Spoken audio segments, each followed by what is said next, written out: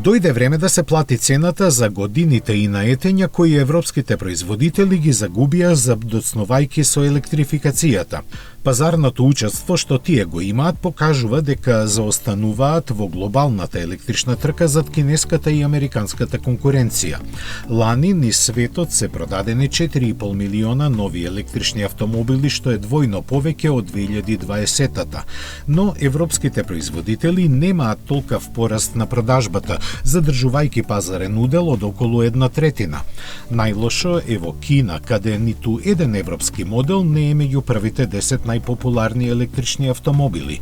Европските производители доста добро знаат дека враќањето на успехот кај купувачите може да чини скапо, но засега стратешки лошо стојат без известност дека нешто значајно може да се смени во наредните 3 или 4 години.